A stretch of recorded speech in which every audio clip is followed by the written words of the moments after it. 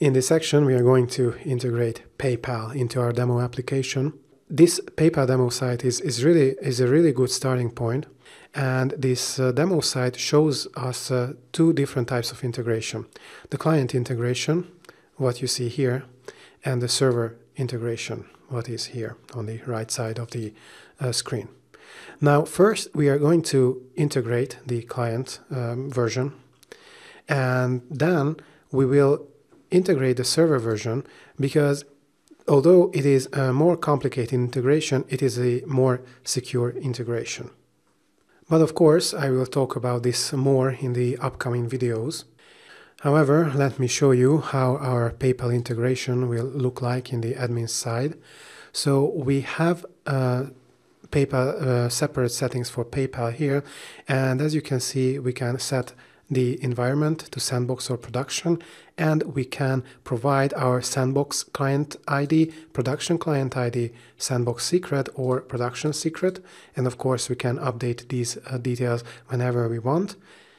And we also have more general settings for our checkout page, where we can set the currency, some other settings regarding the price and the currency, and we have many PayPal specific fields here.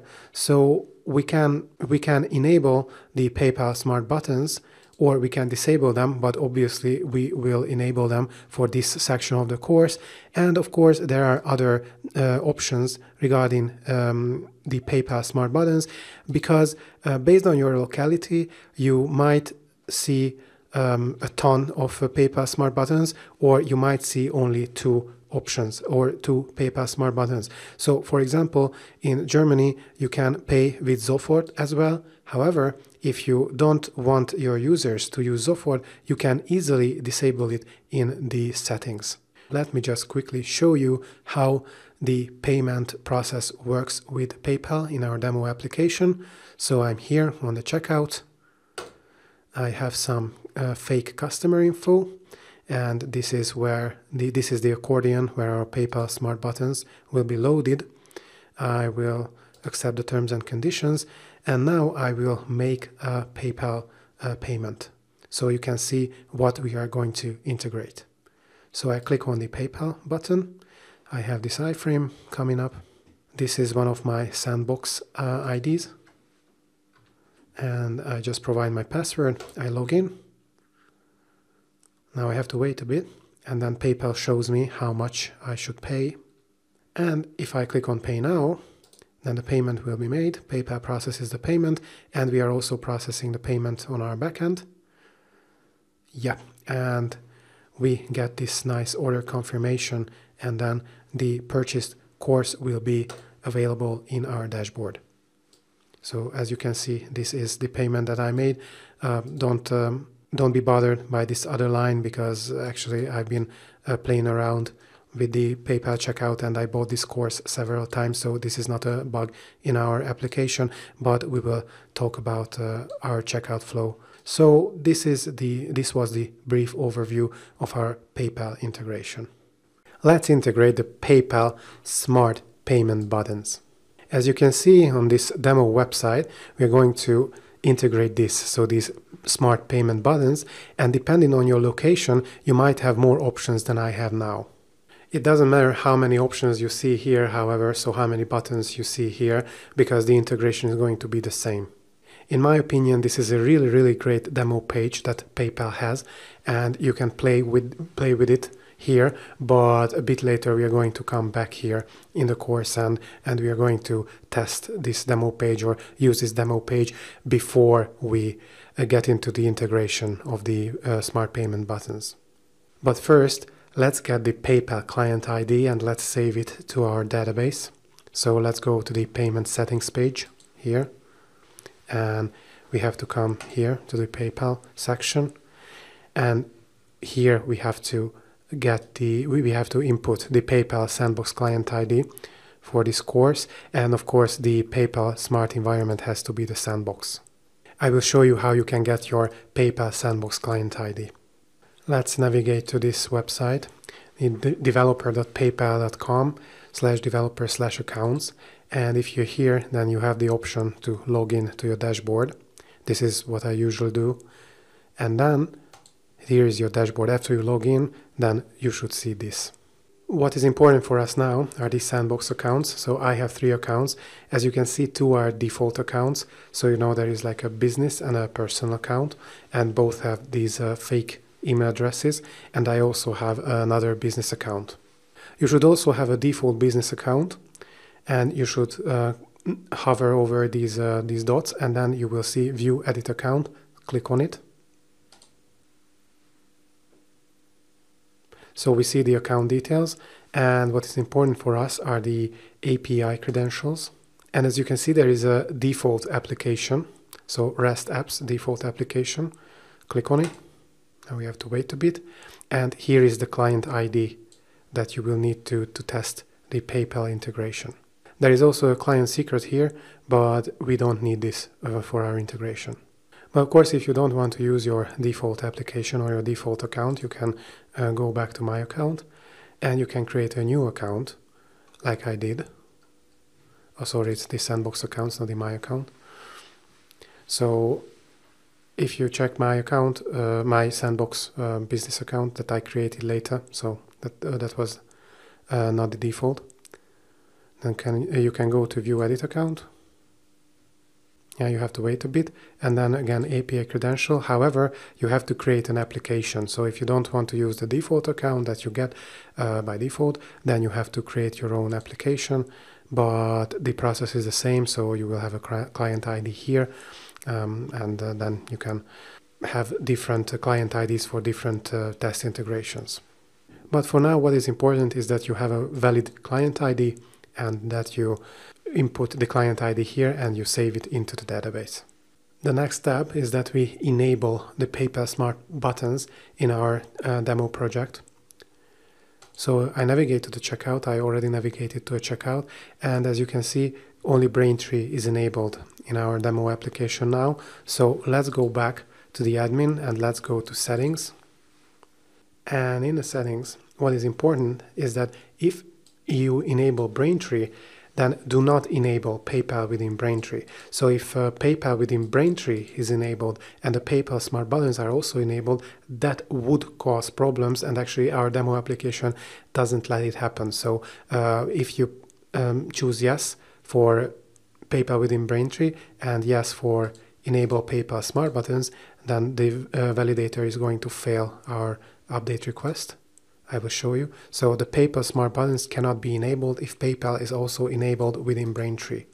Our system or application would not work well if we had 2 different PayPal processes running in the background at the same time. This is the reason why you cannot enable these 2 at the same time. But because this is a PayPal Smart button integration, I'm just going to disable Braintree. And because I disable Braintree, it doesn't matter if I leave this yes here, the enable PayPal within Braintree. However, I can change it to no here. Yeah, I don't need Stripe either, but I want to enable the smart payment buttons. So let's just save. Okay, the payment management settings have been successfully updated.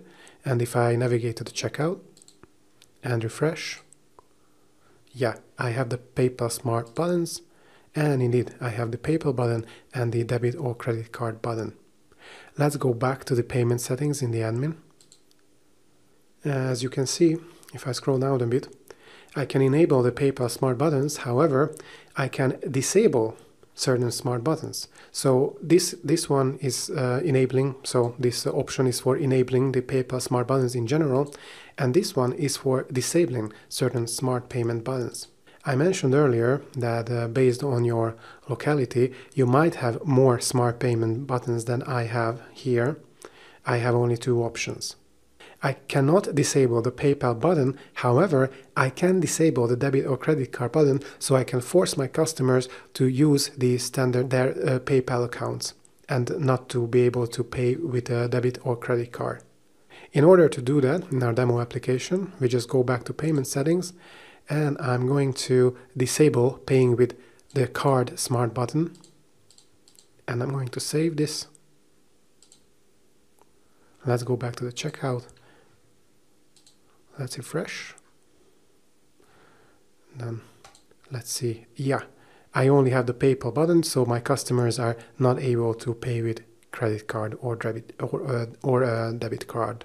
Next, we will see how we achieve this in the backend, and we will also get back to the demo PayPal site of these smart payment buttons. We saw that we can disable certain PayPal smart payment buttons. Now actually we cannot disable the PayPal button itself, but we could disable the debit or credit card button, for example, so our customers would not be able to directly pay with debit or credit card. You might see actually more smart payment buttons in the demo application based on your locality. I only see 2 smart payment buttons now. And I will show you how you can disable a smart payment button. And actually, what is more important, that I'm going to tell you how our JavaScript file is created dynamically on the backend when the PayPal smart payment buttons are enabled. What is important for us is line 17 here. So first, let's just focus on this demo PayPal site. So we are importing our PayPal, or not our, but PayPal's JavaScript SDK here on this line. And what is important is that we have this client ID equals SB, and SB stands for sandbox. So here, when we use PayPal, then we have to use our own client ID, of course. And of course, it's also important that the currency is also defined here. So for example, the customer is going to be charged in USD here. However, if you want to charge the customer in a different currency, then you can do this based on our demo application. So if you want to charge a customer, for example, in euros, then instead of currency equals USD, you will see in our demo application currency equals EUR. Now let me show you how you could disable a smart payment button.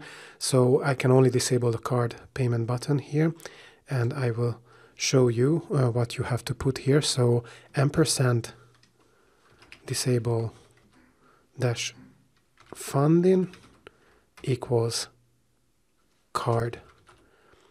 And as you can see, then the page was refreshed, or not the whole page was refreshed, but at least the PayPal relevant JavaScript was refreshed. And now we only have the PayPal button because we had the card payment button disabled. And as I mentioned earlier, I will show you how we will create this string in our demo application. So how you can change the currency, how you can disable the smart payment buttons, and how you can add your own client ID. Now, first let me show you the payment settings in our admin dashboard. So we hit the admin/payment/settings route, and here we are in the payment settings. As you can see, this is where we can set the currency that the demo application should use. But what is more important for us is that in this payment gateway settings section, you see that we can enable or disable the smart payment buttons. So this is where we can generally enable or disable PayPal or the PayPal smart buttons. And these many options are for disabling each PayPal smart button.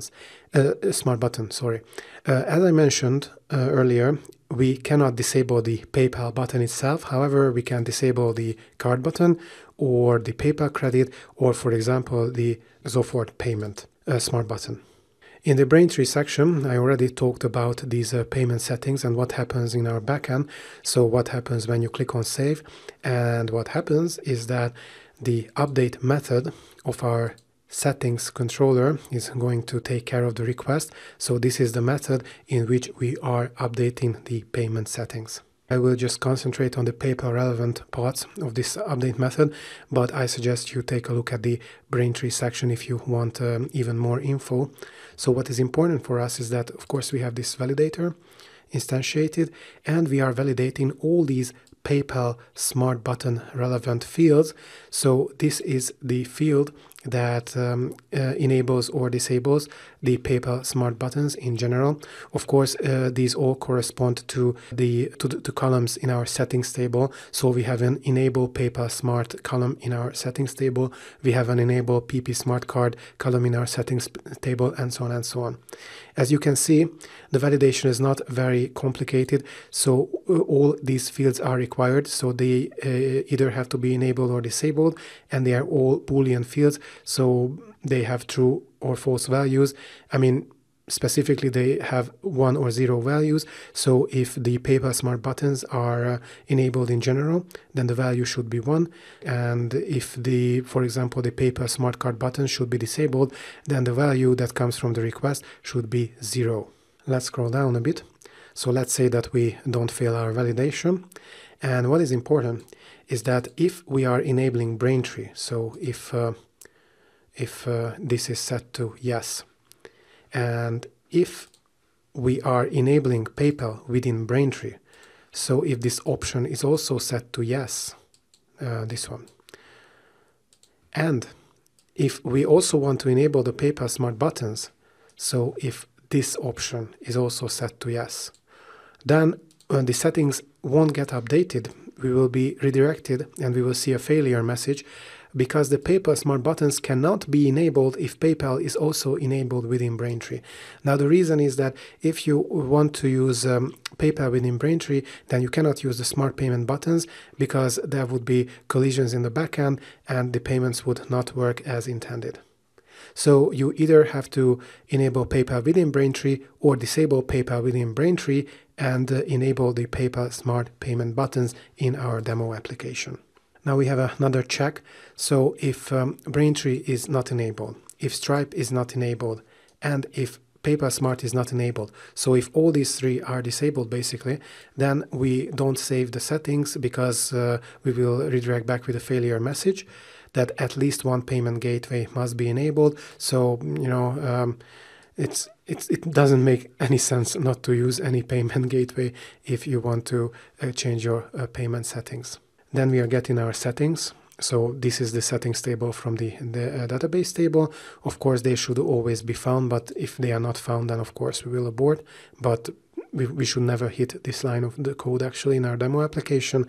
And if everything is fine, then we are saving our settings. And as I mentioned, if you want to get to know more info about how we save our settings, then you should take a look in the Braintree section. Now what is important for us is that if the PayPal Smart buttons are enabled generally, then we are going to call the create PayPal Smart blade file method of the payment gateway blade creation helper class. And this is actually the method that is going to dynamically create the JavaScript for us that we will use on our checkout. So let's check this this helper file or helper class and this create PayPal Smart blade file method in it. So this is the helper class. As you can see, we are inside the app helpers directory, and this is this is the method that we are interested in now. First, we are getting the settings, so we are getting the first row from our settings table, and of course this should always be available, but if not, we are simply returning, because then there is no point in moving forward in this method. And we also have to get our PayPal settings from our database. So as you can see, we are taking the first row of the PayPal settings table, and actually I don't have an is not check for the PayPal settings, but yeah, so if the PayPal settings are not available, then it doesn't make any sense to move forward with the with this method. But let's just assume that we have our PayPal settings as it should be. So actually, you know, why we have settings and PayPal settings. So let's go to the admin dashboard. Maybe it's clear now, but these are actually the settings. So these are the field, these are the values that we'll get into our settings table. So this is the page where we can enable, where we can choose a currency or enable, disable payment gateways. And more specifically for us, this is where we can enable or disable the PayPal Smart buttons in general. And this is where we can enable or disable the individual smart payment buttons. Now the PayPal settings come from here. So the route is admin/payments/PayPal, and this is where you have to choose an environment, sandbox or production, and this is where you have to provide your sandbox info and your production info.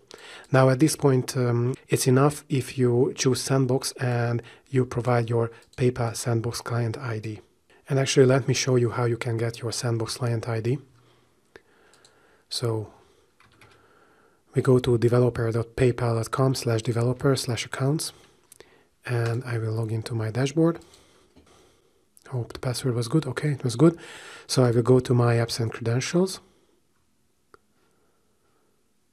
I am using the TM funnel application now.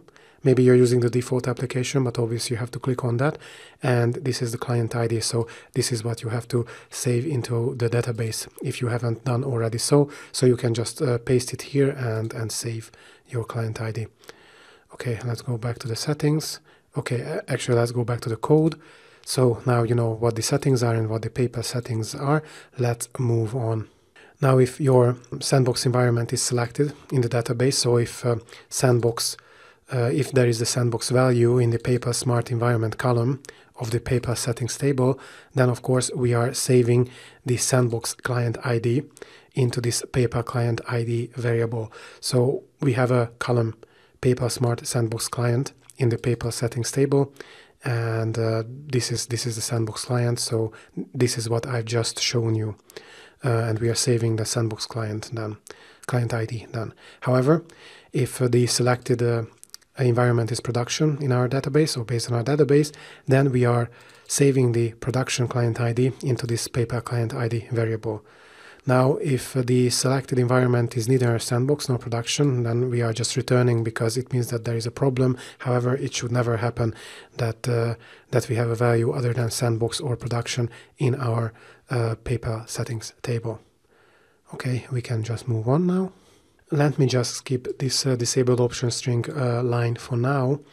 And what I want to show you is that we have a PayPal path variable defined, and this path is the resources views.js for views payment gateway.js path. Inside this path or folder, we have a templates folder, and we have a PayPal smart JS template.blade.php file. Now let me show you this file. This is it. As you can see in this file, we are including the PayPal JavaScript SDK in the first line, and we also have our PayPal script in this Blade file. So it might be a bit familiar to you. I think you already saw that there is a create order event and there is an OnApprove event based on the PayPal demo website.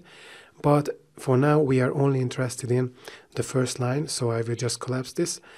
And the first line is, of course, importing the PayPal JavaScript SDK. So in this template Blade file, we have a placeholder for the PayPal client ID. We have a placeholder for the currency.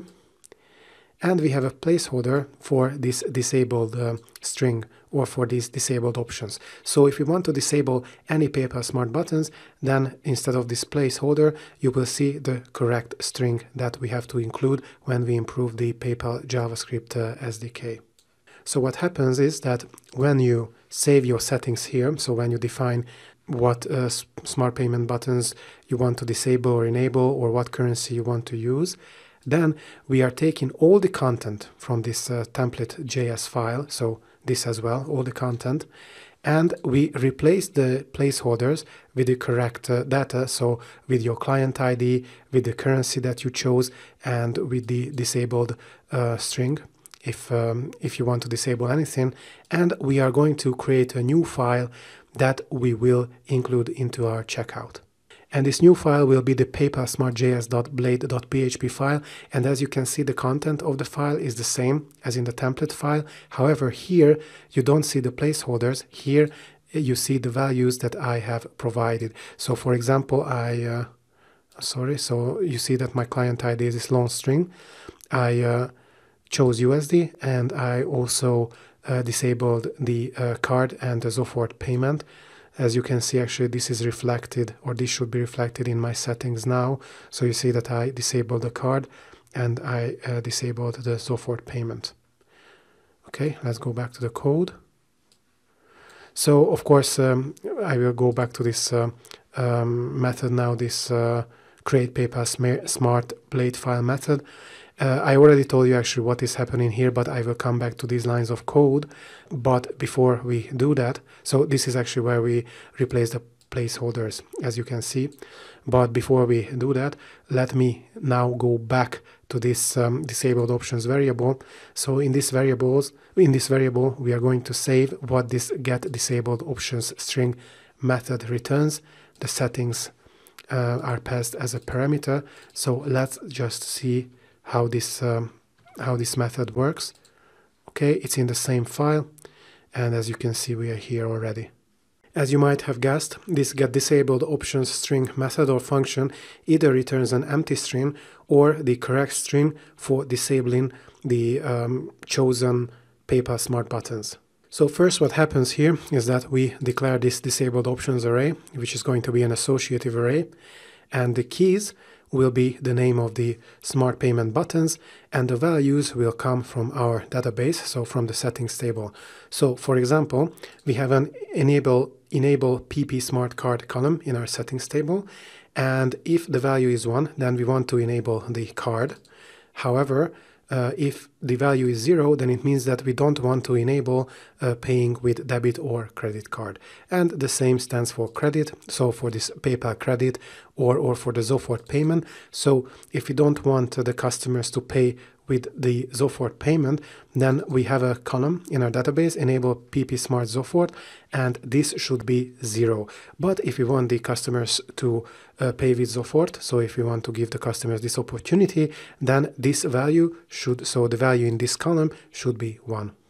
I intentionally gave these names for the keys in this associative array because these are the actual strings that we have to use in our disabled option string. So this Zofort should be in the disabled options string, or in this string, you know, disable-funding equals Zofort if we want to disable Zofort. And if you want to disable, for example, Venmo, then this Venmo should be part of the string. So as you can see, I have an example here for you. So and disable-funding equals, and if you want to disable the card, then we are just taking the key here, card. If you want to disable Zofort, then we will add Zofort to this string, but of course we have to separate the different smart payment buttons with a comma. So for example, this method might return this. This is exactly what it returned for me earlier, so I'm showing it to you that this is my actual JavaScript file or Blade file for me, and this is the string that was actually returned from this method. So let's go back to this method, and of course I will tell you in detail how this string is returned.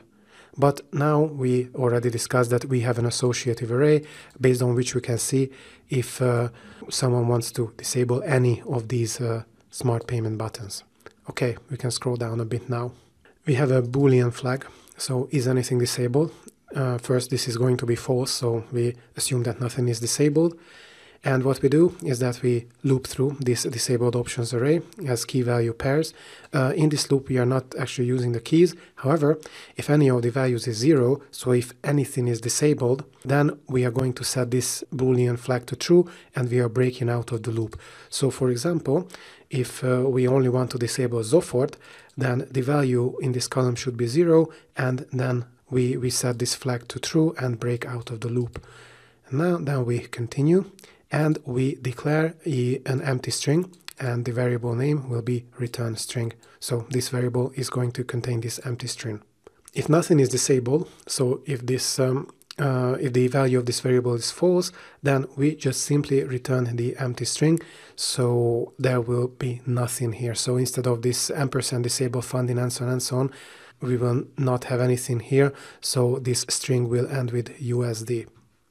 Now let's go back to the helper. However, if anything is disabled, so if this variable is true, then it means that at least one smart button should be disabled. And in this case, instead of this empty string, in this return string variable, we will have this end disable-funding equals string.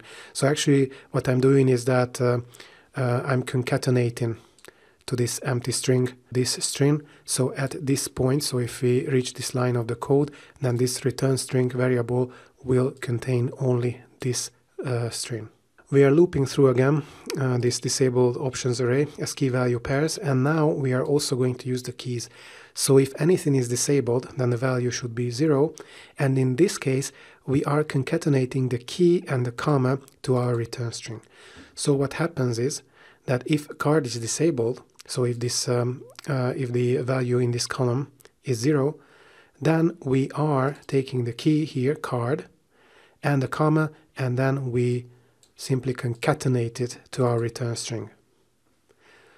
Now, if another smart button is also disabled, for example, sofort, then what we do is we take this return string and we concatenate the key, so sofort, to it and a comma. Now, after we are finished with this loop, with this for each loop, we have something like this. So disable funding equals card and sofort, and we have a comma in the end. However, we don't need this comma, we don't want this comma to be there, so we are simply using this sub-str PHP function, and we are just getting rid of the last character, and we are saving it to the return string variable. So of course we know for sure that the last character has to be a comma, and we are getting rid of it using this function. So we are not getting rid of any important characters. We always get rid of the closing comma that we don't need. And of course we are returning this return string. So if anything is disabled, then we are returning a string like this. But if nothing is disabled, then of course, as I mentioned earlier, we are simply returning an empty string. Actually, in this method, I am using 2 for each loops, and I could use only one for each loop, and of course it would be more performant. Now, I don't think that it actually matters in our demo application, but if you want, you can make this demo application a bit better and use just one loop here. However, I think, for a demo application, I like to separate things better, and I think it's very obvious what is happening in this loop, and it's very obvious what is happening in that loop. You might disagree with me, and you might say that it's still better to use one loop instead of two, even if it's for sort of educational purposes. But what is important for us is that now we know how we can disable the PayPal smart buttons, or at least how we can create this string for disabling the PayPal smart buttons. And we are returning this string, so we can get back to our other method, so to this create PayPal smart blade file method, and this is where we left off. And the rest of the code is actually what I already talked about, so creating the PayPal Smart.js blade file dynamically and replacing the placeholders. But of course, let's go line by line. So we have a PayPal template variable, and we will save the contents of the PayPal Smart.js template blade file into this variable. So we are using the file getContents PHP function. And yeah, I already showed you that we have this template file with the placeholders. So at this point in this variable, we will have all the contents of this file. And what we are doing is that we are just replacing the placeholders one by one. So we are replacing with the strReplace function. We are replacing the PayPal client ID placeholder with the PayPal client ID. And if you remember, we had this variable instantiated here. And we are replacing the currency placeholder with the currency from the settings. So with the currency that we set in this page.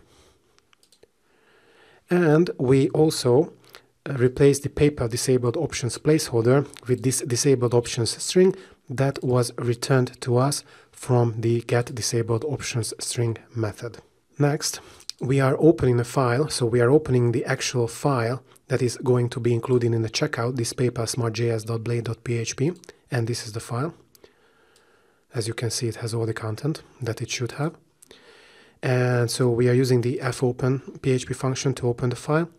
Here is the path. So the base path is the Laravel base path, basically. Then we have the PayPal path, which is here, the resources, views, and so on directory. And we have then the file itself, the PayPal smart.js.blade.php file, and we are opening this file for writing because we want to override its contents.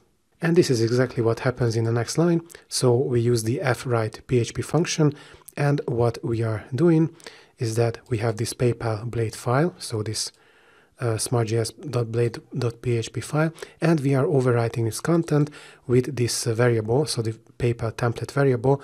And remember that the PayPal template variable holds the contents of this template file, but we have already replaced the placeholders. So we are simply overriding this paper.smart.js.blade.php file. And actually, if you don't have this file, it's not a problem, because when we use the fopen function, it should be created for us, even if it does not exist.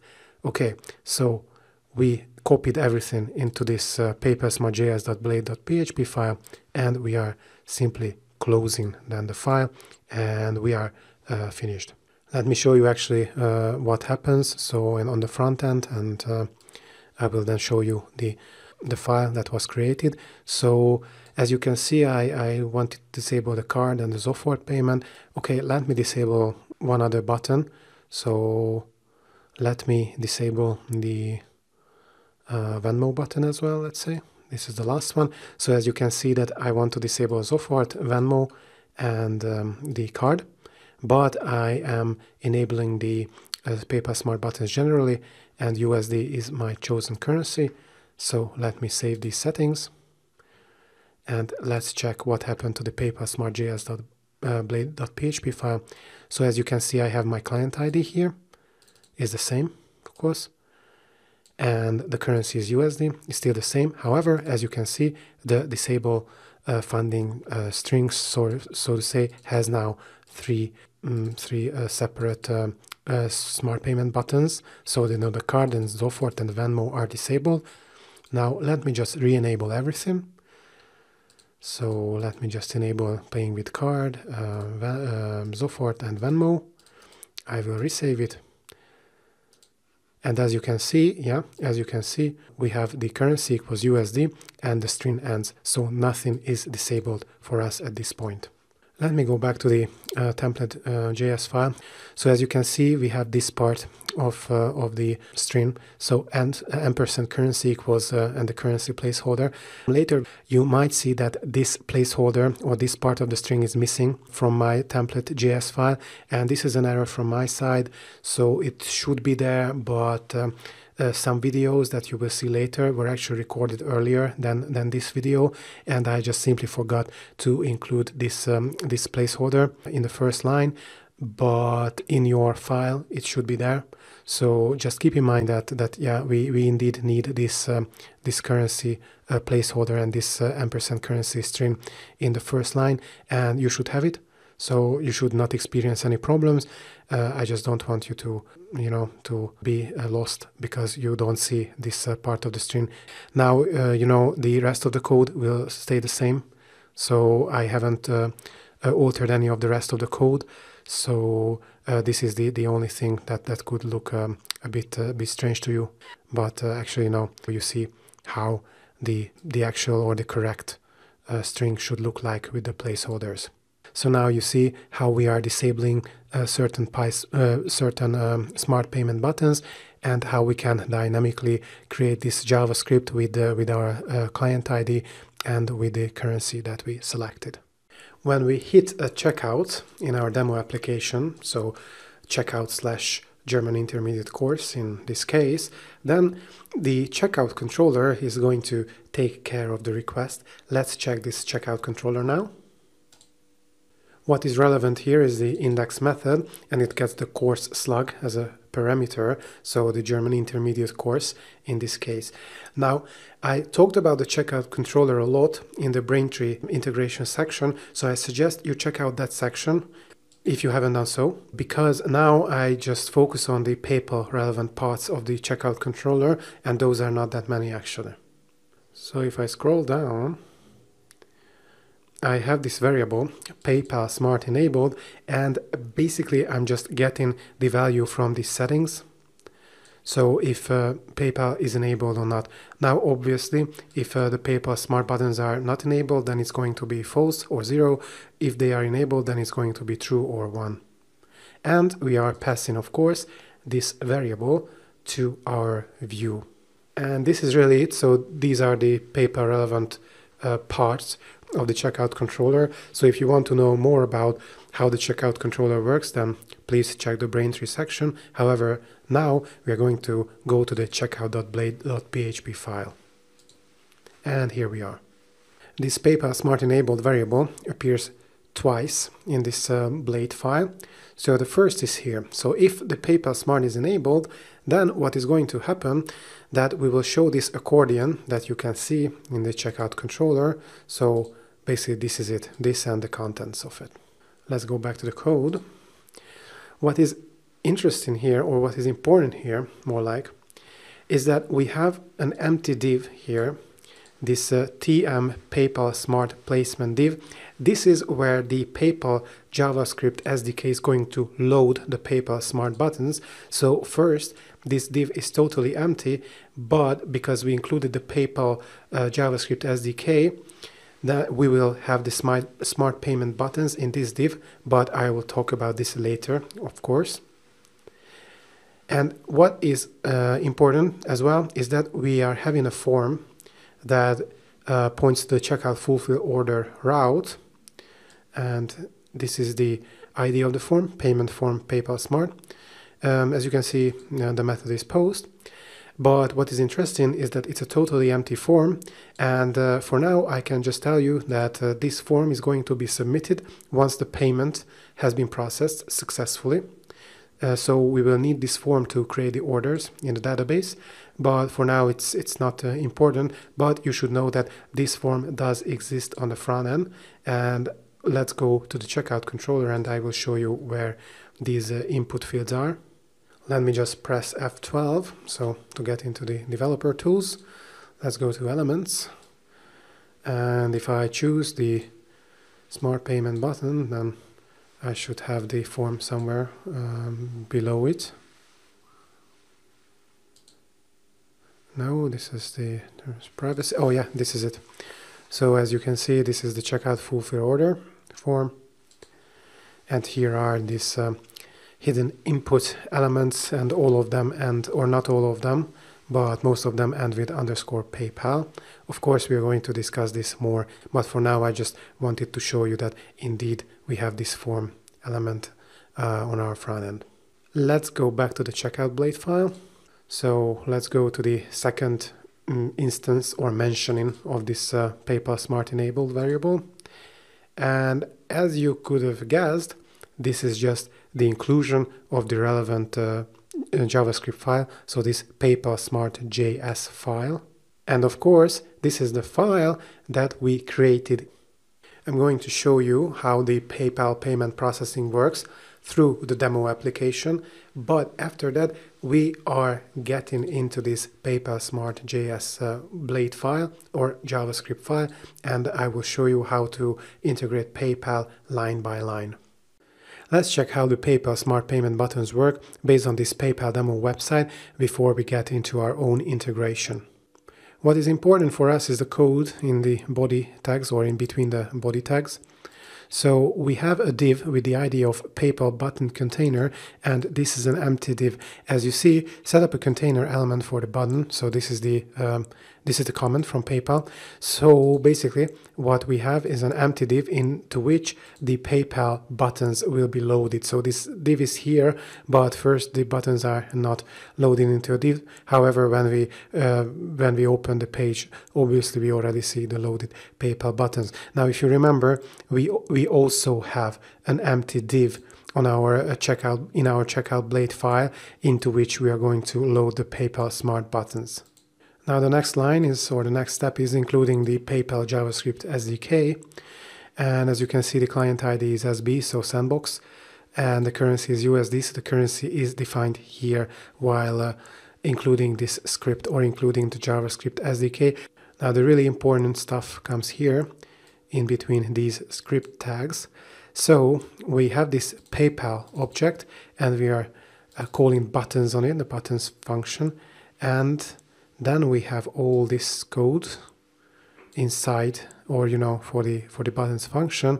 However, when this buttons ends, so as you can see it ends here, then we are calling render, and the parameter that is passed into render is the ID PayPal button container, so the ID of the empty div from this line here. As you can see, based on the comment, render the PayPal button into PayPal button container. So this is what is happening. So on this line, the rendering happens, but in order to render the PayPal buttons, you have to use this PayPal object, which comes from the PayPal JavaScript SDK, and then call buttons on it, and then call render on it, and as a parameter, pass the ID of the div into which you want to load your smart payment buttons. But the really important thing comes actually in between these two lines, so the PayPal buttons and the render lines, where we have these, let's say, events defined, create order and OnApprove. As you can see, they are both anonymous functions, so anonymous functions are defined for them.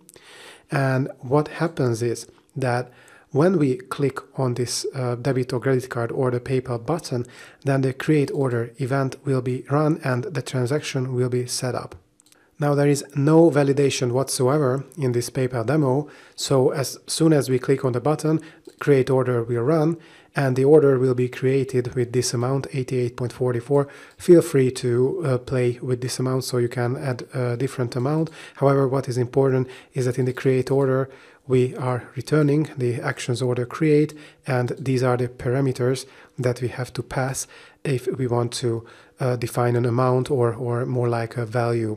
And this is the amount, obviously, that the customer is going to be charged for. So we have this purchase units key, and then inside this purchase units we have the amount key defined, and inside the amount then we have the value key and the actual amount for which the customer will be charged. Now if everything goes well, then the OnApprove event will be fired. So when the order is created, when I click on the button, the order will be created of $88.44, and then I have to give the credit card details, or if I use the PayPal button, then I have to log in to my Sandbox buyer account. And if everything is fine, so if I could log in, or if I gave good data, so valid test data, so to say, then the transaction should be finalized and the OnApprove event will fire. And here you can see that we are returning actions order capture, and then we have an anonymous function. So we have a then handler, and it's an anonymous function, and we are alerting that a transaction was completed by, and then we have the details object, details dot payer dot name dot given name. So it will be the given name that I give in the debit or credit card for the debit or credit card payment, or the given name that I have in my PayPal Sandbox buyer account. So let's check first the debit or credit card option. However, I have to warn you that in the past I had bad experience with PayPal Sandbox, so it is not always working, but let's just still try it. So I'm clicking on this. So the order is being created. All right, so as soon as we see this form, it means that the order was created. It's loading a bit. United States is good for me. So I will add this test card data. Expiries doesn't matter. It just has to be the future. CSC doesn't matter. And here is some fake test data. Okay, let it be Texas. Oops, not Vermont. Texas. Zip code shouldn't matter for here, because if it's an American number, this 555 times 3 should 4. Okay, this should be good. And then let's use a fake email. We will not have in our integration this ship to billing address field, but I will show you how you can disable this field. But now, so if I click on pay now, then hopefully the OnApprove event will fire, and then we will see an alert box saying that transaction completed by Mark, because I put Mark here in the first name field. Okay, let's check if it works. Unfortunately, it seems that it's not working for the debit credit card payment. However, let me check then the PayPal payment. It should work. I mean, in my experience, it works better than the debit or credit card payment in Sandbox. I will need the details of my buyer account, so my Sandbox buyer account. So I will go to my Sandbox accounts, and this is my personal account, so buyer account. View edit account. And I need the email and the password, which I'm using the system generate password. So let me just copy the email first. So I'm clicking on this button, then you see this iframe, then the order is being created. And I have to log in to my fake buyer account. Now I will need the password as well. Okay, and the iframe is here in a separate window. Okay, log in. Okay, so actually this is the part where the order is created. You can see $88.44 US. And if I click on the pay now and everything goes well, then the OnApprove event should be fired. So it's processing. And we should see an alert box soon. Yes, we see it. Transaction completed by John. John is the name for my fake sandbox account. So it's not Mark, so it's totally fine. So this is how the PayPal payment processing works in the PayPal demo application. And this is what we are going to integrate. We are going to look into our own integration finally. Obviously, we will have a much more complicated workflow here, but I think this is a very great site to play with the PayPal smart buttons. And you can first, you can just try the modifications here on this demo application, and you can see if something is working or something is not working before you try to change your own PayPal implementation. But of course, once you get some experience with PayPal, you will not need this demo site anymore. Finally, we can take a look at our own PayPal integration. I'm going to provide an overview to you about the PayPal Smart.js template.blade.php file.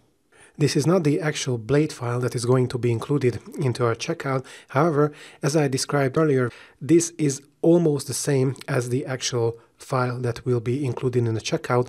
The only difference is that in this template file, you see that we have 3 placeholders. So one for the PayPal client ID, one for the currency, and one for the PayPal, the disabled options. So, you know, one placeholder for the string that disables certain smart payment buttons.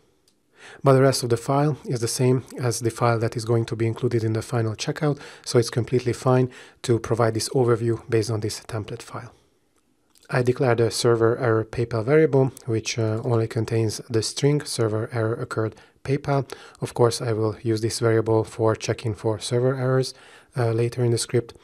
And then I also declare a basic form PayPal variable here. Now this is nothing at this point, but later actually it is going to be a form data.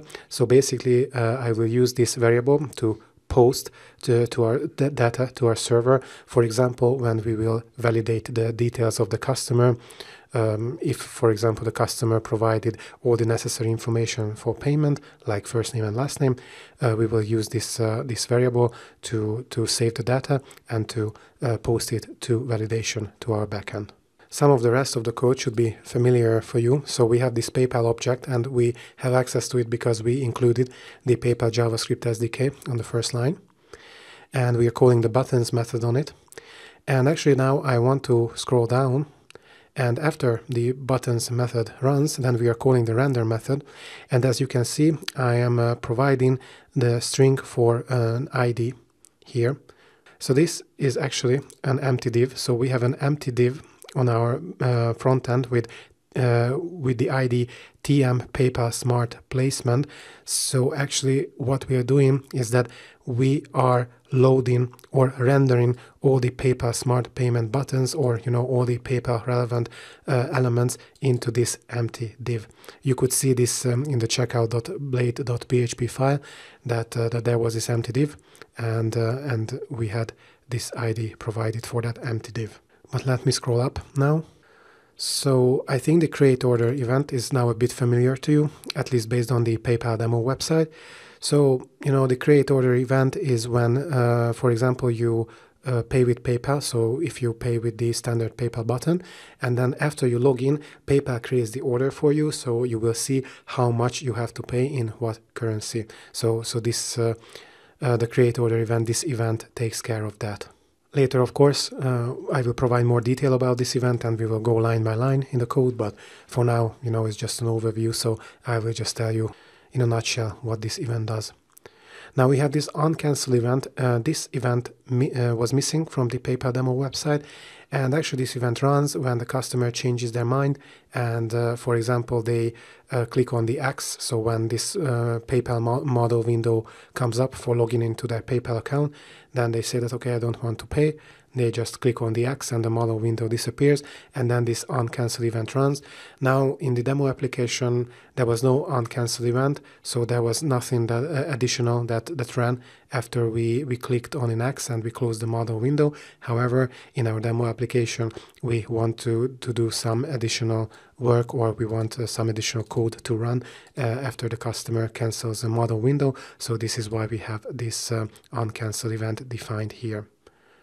Okay, let's scroll down a bit. Now we have the OnApprove event, and this event was included in the PayPal demo website. So this event runs when the payment was successful. So when the payment was approved, I mean, basically, this is what should be happening. And yeah, as you can see, it's not very complicated what is happening here, but of course, I will tell you in more detail what exactly is happening when this event is fired. However, let's just scroll down.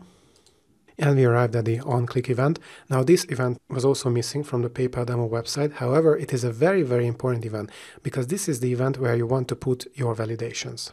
As you can see, this is the longest event that we have. So, I mean, you know, it contains the most code. It is not very complicated, I think, but still, you know, here very important things are happening. So this is where we actually check if the customer provided a name, like first name, last name, if the billing details are provided, and so on and so on. And if they are not provided, then actually we tell the PayPal SDK that, okay, we are not fine with the validations, so please don't proceed with creating the order. However, if we say that all the validations were good, then the PayPal SDK is just going to create the order, and the customer moves forward with the payment. Let's scroll down to the bottom, and actually there is one more function. This adjust PayPal amount function, and this function is needed for adjusting the PayPal amount for some currencies. However, later you will see this in action. So I mean, later I will provide more detail about this function. But as you can see, it's a really simple function. So based on the currency, we might return an integer value, or we might just return the amount that was passed on to the function. So this has been the overview for PayPal Smart.js template.blade.php file, and we are going to look at this code line by line. Let's continue with how we can run our validations before payment with PayPal. Let's continue with validations. So obviously we want to validate some things before we make the PayPal payment, or before we let the customer make the PayPal payment. And the way to do this is to put our validations into the onClick event. So whatever code we put into this onClick event, it will run when we click on either the PayPal button or the credit card button in our case. So let's go to the checkout. So if I click on this button or on this button, the onClick event is called first. Let's go back to the code. Basically, we can return two options to the onClick event. One is the actions.reject, and the other one is the actions.resolve. If we return actions.resolve, then it means that the validations were okay, so we can proceed with the payment. However, if we are returning actions.reject, then it means that the validations failed, and we are telling PayPal not to create the order, so not to let the customer progress or advance with the payment. I will scroll up a bit. So we have this onClick event, and there is an anonymous function here, and there are two parameters, the data and the actions parameter. Now for us, the data parameter is not important, but the actions parameter is important. So this is why we can call actions.reject. So I didn't declare any actions object here, but we automatically get this parameter on which we can call either reject or resolve. Let's scroll up a bit. Okay, and let's see how the validations are done. So first, I declare the terms are checked variable, and I'm calling the check terms acceptance function on it. And if this function returns false, then we reject the payment. What is happening here in this function is not much. We are just checking if the customer checked the privacy policy and terms and conditions checkbox here. So if the customer isn't checking this checkbox, then we don't want to proceed with a payment, so we are going to reject the payment. Let's go back to our code. And you might wonder where this check terms acceptance function is. And yes, it's not in this PayPal Smart Template.js file, but it's in the checkout.js blade file where we keep our helper functions for the checkout. As you can see, we have a very simple function. So we check if the checkbox is checked for the terms and conditions, and if not, then we are returning false. However, before that, we are calling the show error and scroll up function with the following error message. And you see in this show error and scroll up function, we are just adding our error message to the validation error text div, I believe, the div with this ID, and then we are showing the validation error message. We have a function, reset fields after pay fail. I will talk about this a bit later. And we are scrolling up.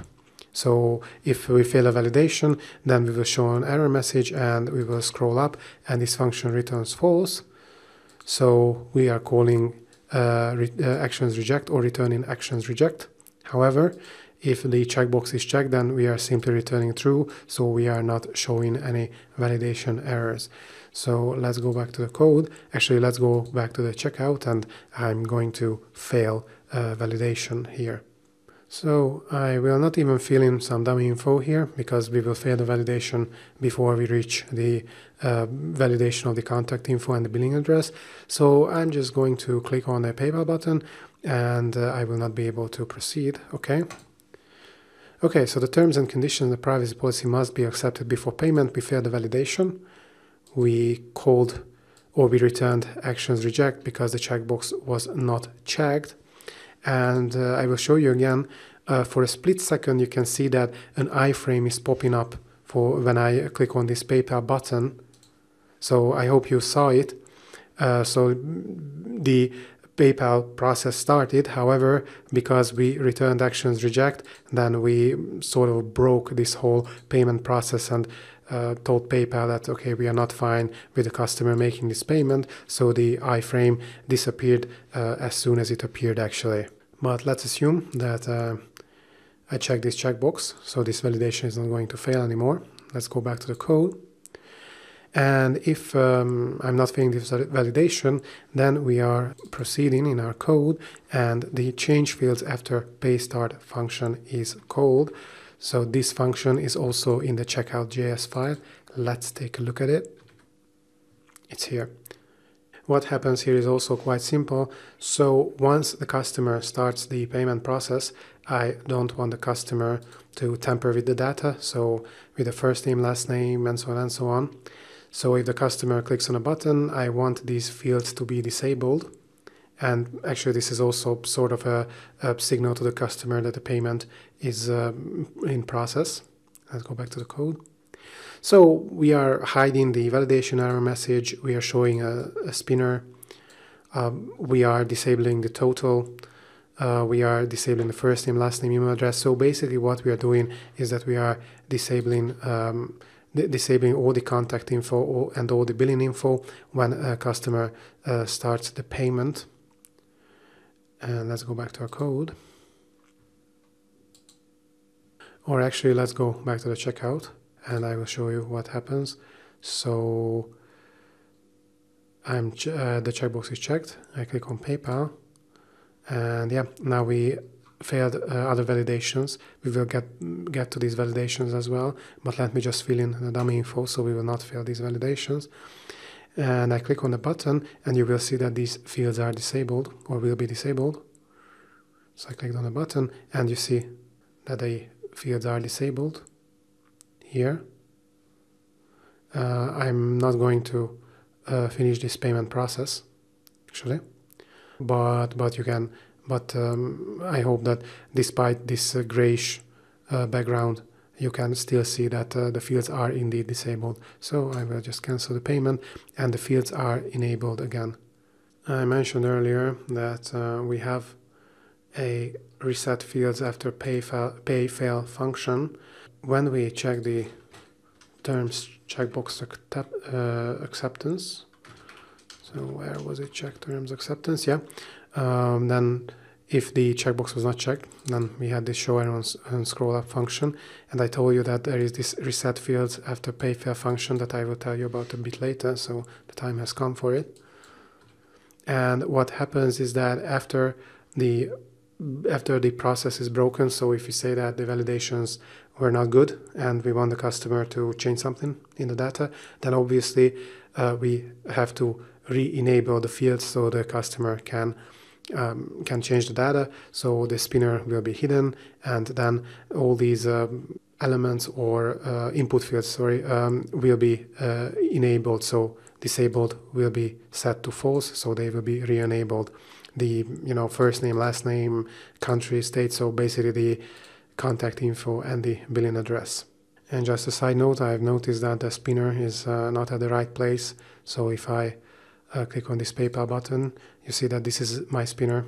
So the customer knows that payment is in progress, and by the time you actually pull this whole project, and by the time you will play with this project around, the spinner should be in the other column. So you will not see the spinner here, but you will see where I intended to be in the second column, at the bottom of the second column. But I'm not going to progress with this payment, so I will click on X. Let me just fail a validation again. So you will see that indeed the fields will be re-enabled. They are disabled for a split second, you couldn't see it, but because after the failed validation, you see that indeed the customer has the opportunity to edit the fields. So for example, if customer doesn't provide the first name, like here, then we are going to fail the validation. Yeah, and the fields were disabled, but now the customer is able to provide the first name. But we will get to this point a bit later, so we will talk about this validation in more detail, obviously. Let's go back to our code now, to the PayPal Smart JS template. So we clicked on the terms checkbox, so we are now going to fail that validation. Then we are disabling the fields, so the customer will not be able to tamper with the fields when payment started. And then we are instantiating a new form data object, and we have this basic form PayPal variable. If you remember, then it is declared on the top. Let's go to the first instance of it.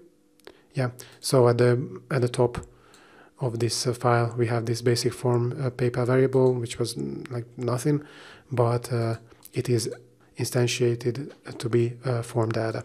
And in the next line, we are calling append basic data function, and the argument for it is the basic form PayPal. So obviously at this point, this is just an empty form data. However, let's check what this function does.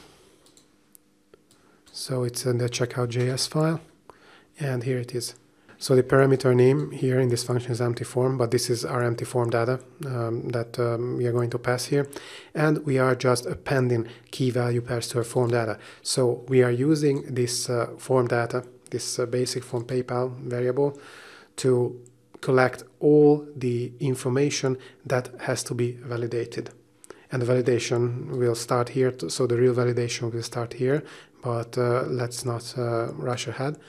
So we have this empty form data, and then we are appending the underscore token key to it, and we are using the Laravel's CSRF token helper. So we are creating a token against cross-site request forgery. We are appending the total amount. This is in the data total attribute of the element with the ID of total.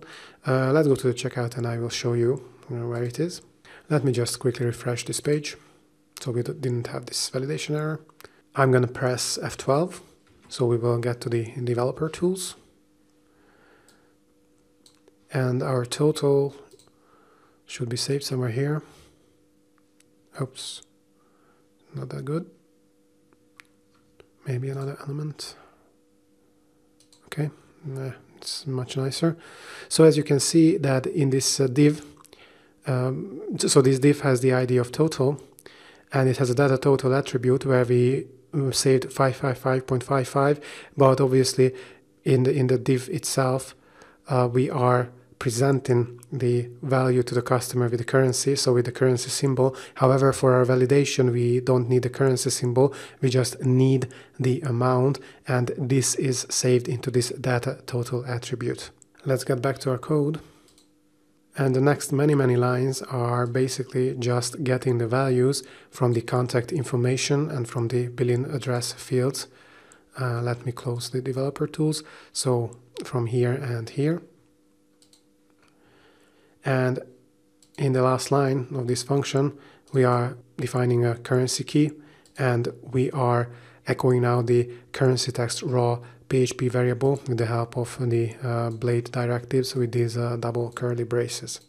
Now this PHP variable was passed on to our view by the controller, and it should be, in our case now, the text or the string USD. Let's go back to the template file. So we have a form data, the basic form PayPal, and we appended all the data to it that we want to validate, and we will start the real validations. Of course, this is also a real validation to check the terms checkbox if the customer checked the checkbox, but the really important things comes from line 50, where we are going to validate all the data that the customer provided. Let's proceed with the validations.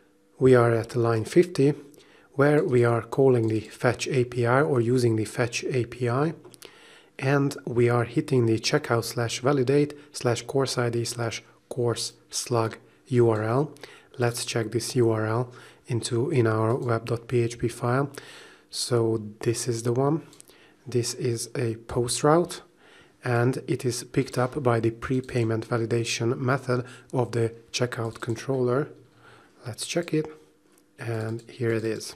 But before taking a look at this method, let's go back to the template.js file, and let's see what we are actually posting to this route. So the method is post, so the method key will have the value post.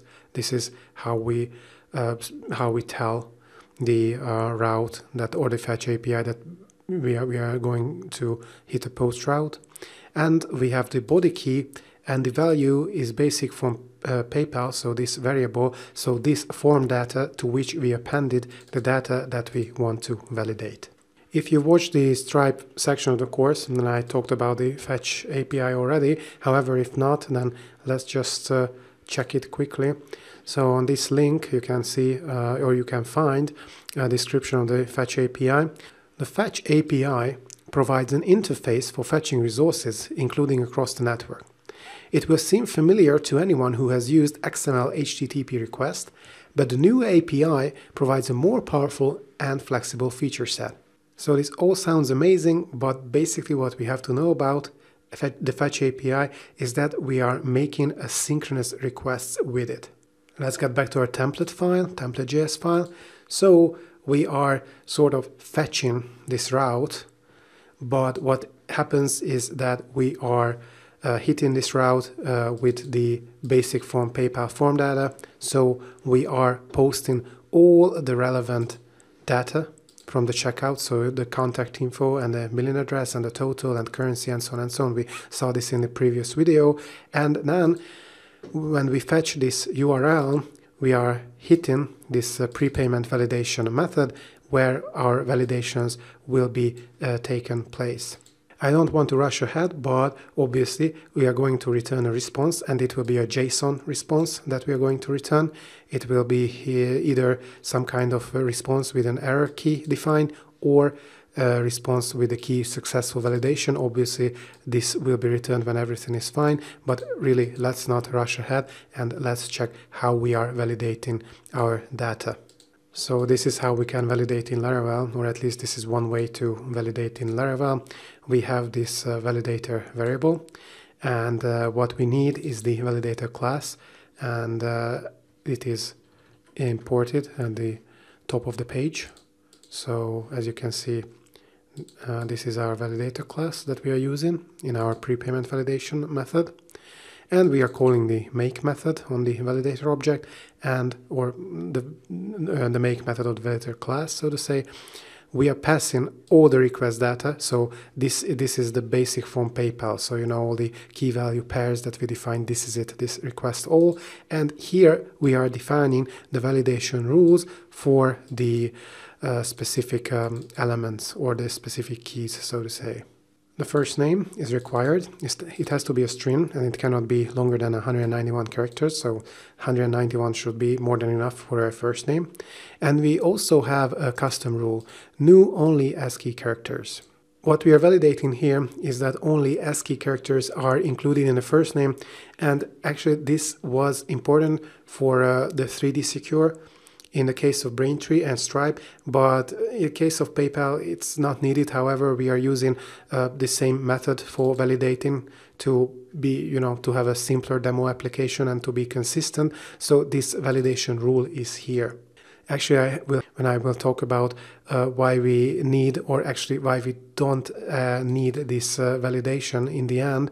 However, if you want to know how I created this validation in Laravel, then please check out the Braintree section where I already described how you can make your custom rules and where I talk about this only ASCII characters validation rule.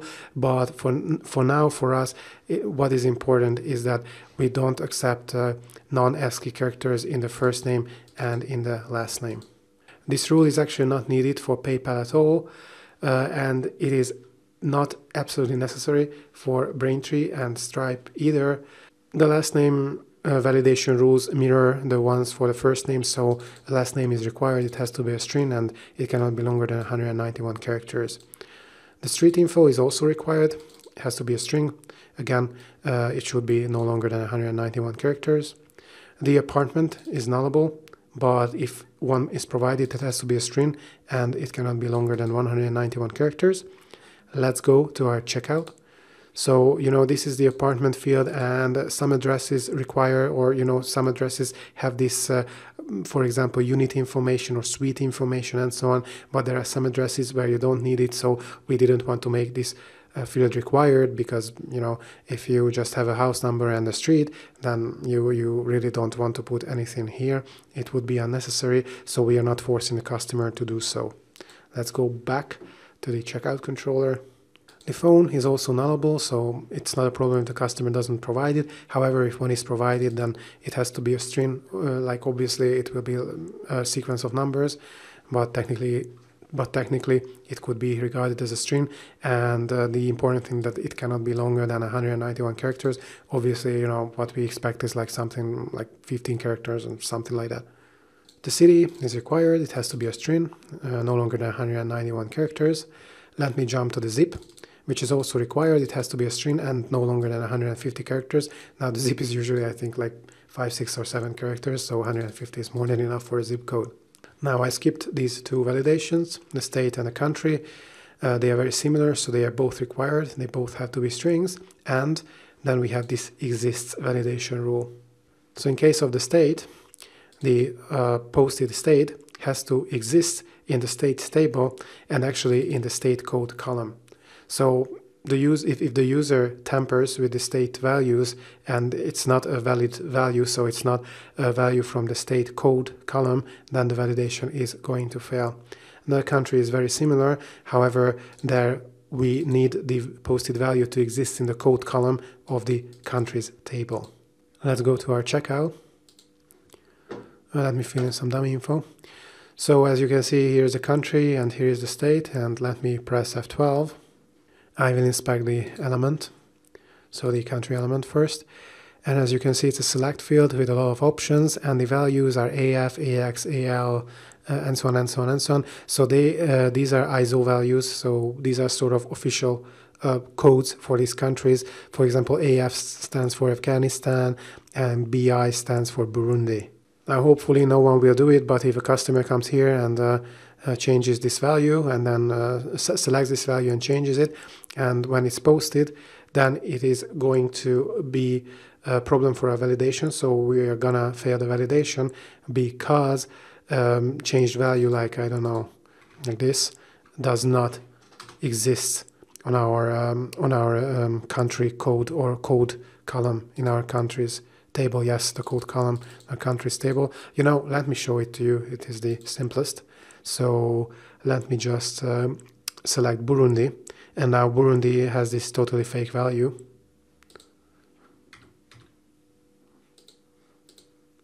So actually all the validation should be fine except for Burundi. And indeed, the selected country is invalid.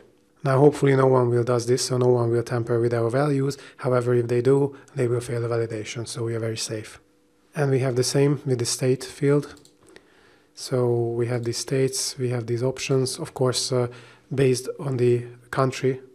Then the options are loaded into this state field, but as you can see, they have their official codes here, and if someone tampers with these codes and posts them, then the validation is going to fail and the payment process will be broken. Now this country and state validation was more important for Stripe and Braintree because of 3D Secure. So there we cannot post invalid country codes and state codes. With PayPal it doesn't actually matter, because PayPal has a different process. However, obviously it's a demo application and we wanted to make it as simple as possible, so sort of the PayPal validation process is the same as the Braintree and the Stripe validation process. Let's go back to our checkout controller now. And what happens is that you could see when I was playing with the country, the country value and posted it, and then we failed the validation. So if this is true, we have this validation variable here. And if fails is true, then it means that something was wrong here. So, not all validation rules passed. And we are returning a JSON response, and we are calling the errors method on this validator object, basically. And then you could see that we have this message here. The selected country is invalid. So the name of the field is country, and then the validation message is the selected country is invalid. And Laravel does this automatically for us because we have this validation rule here. Let's go back now to the smart.js template file. So what is happening is that we are fetching this URL, and you see that we have a then handler here. So this then handler, the code in this then handler runs after we get the response from our controller. So let's just assume that we got this response, the error, the validation errors. And what happens is that we get back a response object. This res is the response object. And this response object has an OK property. Now, if this OK property is false, then it means that there was a server error. It can actually mean something else as well, but usually it's a server error that causes this problem. For example, the URL is not valid. And in that case, we are returning this server error PayPal variable. If you remember, this variable is defined at the top of this file. Here, server error occurred PayPal. So this is just some information, or this is just sort of a helper for me to handle server errors. So let's say that there was a server error and the OK property of the response object was not fine, so we are returning this server error PayPal. But where are we returning it? Now we are using the fetch API, so we are returning it to the next then handler in our case. And you see that we have this anonymous function in our next then handler with this data argument or parameter. And this data parameter is what we returned in the previous then handler. So because we returned this server error PayPal variable, then it is going to be this data parameter. And as you can see, we check for equality. So if the data parameter equals this server error PayPal variable, then we are showing an error and scrolling up. Now, unknown error occurred during PayPal smart payment. And then we return actions reject. So the PayPal paying process will be stopped, or it will be broken. We didn't see an example for the server error, but I hope you get the idea, and I hope you see now how we are handling server errors. However, we have to handle now a different error, so validation errors. So let's see how this validation error with the country is handled here. So what I mean is this validation error. this was sent back, that the selected country is invalid. So let's go to the checkout controller, and this is the line that was returned. So a JSON response with the validation errors, and obviously this validation errors consisted of a key country and a value for it. The selected country is invalid. So let's go back to the smart.js template file. So we fetched the resource, then we got back a response object. And the OK property of the response object was fine, so the URL is fine, and we got some meaningful response back. So in this case, when we use the fetch API, we have to call the JSON function or the JSON method on our response object. And if we do that, then in the next then handler, this data function will contain this object that we have, so it will have the keys that we defined and the values that we defined. And then, so the data object will not be the same as the server error PayPal string. So we are going to the else if branch, and we check if there is a key successful validation. There is no successful validation in our case. So, this key only exists if we pass all the validations and then we return this JSON response successful validation success. However, no, we returned this line, so the validator errors, and we don't have a key successful validation. So we are hitting the else branch of this code. And here we declare a beautified error variable, and we're calling the beautified JSON function, and we pass the data to it. However, first we are calling JSON.stringify on it, and then we will get this nice JSON string. Now the beautified JSON function is of course in the checkout.js file, and here this passed string parameter is the JSON itself. I guess you're familiar with JSON. However, if you're not familiar with it, it's not a problem. What you have to know, for this course at least, is that a JSON string, a valid JSON string, contains a lot of characters that we actually don't want to show the user. So it has curly braces, it can have square brackets, and so on, or the colon. And what we do in this beautified JSON function is very simple. We are replacing all these characters that we don't want to show the user with nothing, or actually we are replacing the colon with a colon and a space, so it will be more readable. Actually, you can see it here. So instead of just a colon and then no space, we have a colon and a space here. So it's more readable for the user. And actually, we are replacing the period with a period and a line break. So if more validations fail, then it will be then we will have line breaks here. So it will not be like a very, very long string in one line, or in a separate row is very, very long string, but every validation error will have its own line.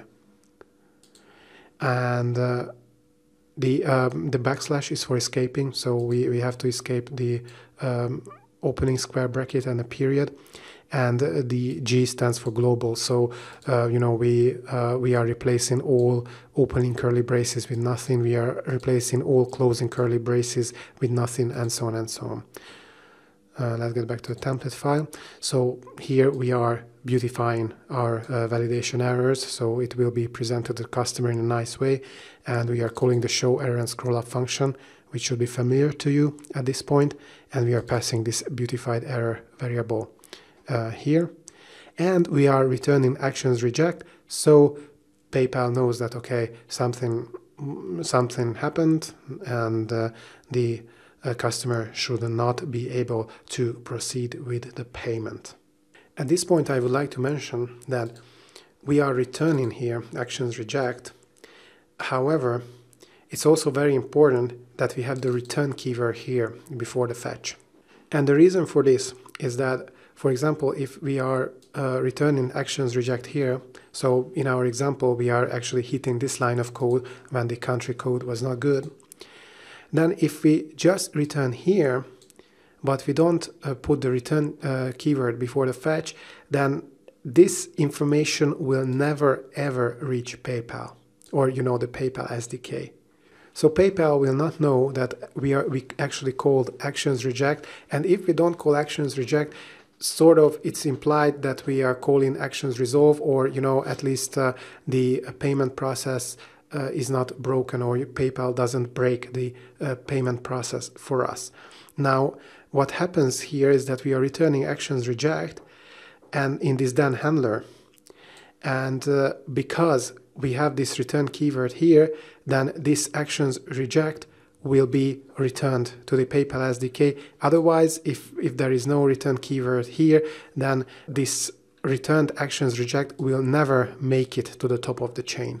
If you watch the Stripe section of the course, then you might have noticed that we didn't use the return keyword before fetch, but it was not a problem because Stripe works in a different way than PayPal. However, if you have problems with rejecting the payment, or with calling actions reject, then one possible error could be that you are not using the return statement before fetch, so you are not actually returning this to the top of the fetch chain. And now let's get back to our checkout controller. So let's assume that we don't fail the validation here, so we post a valid country code. Then there are a few more validations. So we are getting the course based on the course ID that was in our URL. And if there is no course with that ID, that means that there is a problem. So we are returning this JSON response. The error is the key, and then the value, the course does not exist. And this is this course does not exist string is what the customer should see here. However, hopefully this never happens, because we should always get a valid course ID in our request. Then we are also checking the slug of the course that we queried from the database, and we compare it with the course slug. So this also comes from the URL. And if they are not the same, then we are returning this JSON response. So the key is error, and then discrepancy in course data. Now this should actually never happen. However, if a user wants to tamper with our implementation and wants to see how well we are validating, then actually it can happen that the course slug in the URL is not the same as the slug of the course that the user wants to buy. However, we are handling this scenario as well in our code here. And of course, it's extremely important to check the price of the course and compare it to the total that comes from the request. And of course, if they are not the same, that something wrong happens. So maybe the customer tampered with the total. So we are returning this JSON response, and the customer should see the price discrepancy error text.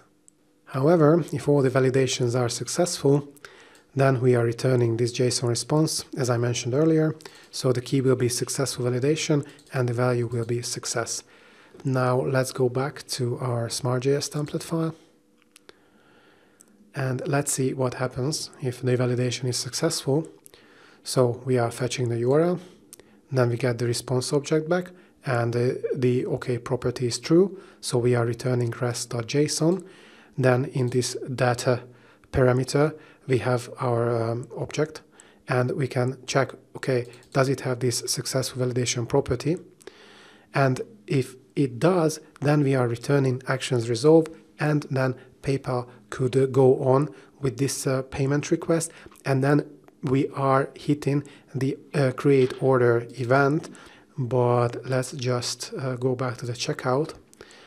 And what I want to show you is that I'm just going to have a few necessary details deleted.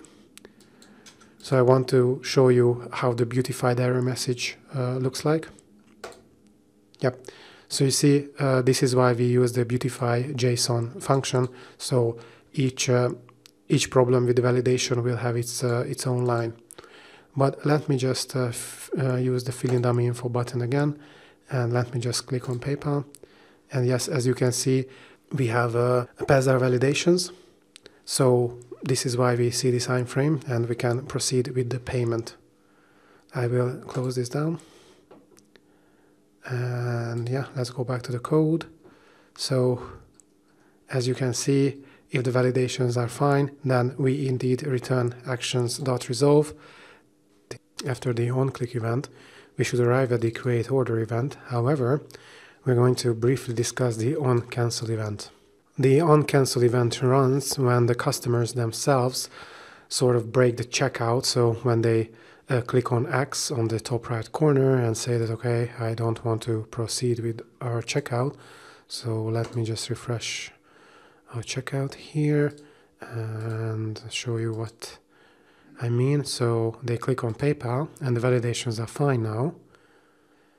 However, the customer says that, oh, you know what, I don't actually want to proceed with the payment, so I will just cancel this payment. So this is when the OnCancel runs. And the only thing we do inside this OnCancel event is calling the function reset fields after pay fail. You saw this function earlier. This basically just re-enables all our buttons here. So let me show you again. I am paying with PayPal. You see that the fields are disabled. But after I click cancel or click on this X button, then my fields are reset so the customer can go back to the details and edit them. For our demo application, it's necessary to define this OnCancel event and call this reset fields after payfail function. But if we check out the demo application of PayPal, I mentioned in an earlier video that there is no OnCancel event here, and the reason is that it's not necessary. So obviously this is just a very, very simplistic demo without any customer information. So if I click here on the PayPal button and then I cancel, then it's totally fine that nothing is happening because, there are no fields that were disabled and have to be re-enabled as in our demo checkout in our demo application. So this is the reason why we have the OnCancel event. And now that it is out of the way, we can finally focus on the create order event. This is a very important part of the code because this is where we define how much the customer has to pay and in what currency. As you can see, we have an anonymous function here, and we have two parameters, data and actions.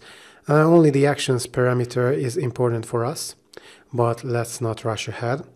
So first we have a PayPal amount variable defined, and we are extracting the total value from our basic form PayPal. So if you remember, this is the form data which we appended the data to, based on which we validated the input, and we are getting the total amount from this form data. So we are not getting the total amount again from the element that we defined on the front end, but we are getting it from this form data already. What happens here is we call the get function on this form data object or get method, and we are taking the value under the key total. So in our case, this will be 555.55, obviously. So let's go back to the JS file. So we get this 555.55 in the PayPal amount variable. However, this is not going to be the variable that we will pass on to our JavaScript or PayPal JavaScript SDK, but the adjusted amount variable. And as you can see, we call the adjust PayPal amount function, and the two parameters will be the PayPal amount, so this total amount that we extracted here, and the chosen currency. We could actually get the chosen currency from our form data, however we are not getting it from there because we have a chosen currency variable declared already in the checkout.js file, so it's at the top of the file, and we are just taking this PHP currency text raw variable and calling the @JSON blade directive. So this variable was obviously passed on by the controller to our view, and we just saved the content of it into this chosen currency JavaScript variable, and this is what we are using or passing on to the adjust PayPal amount function.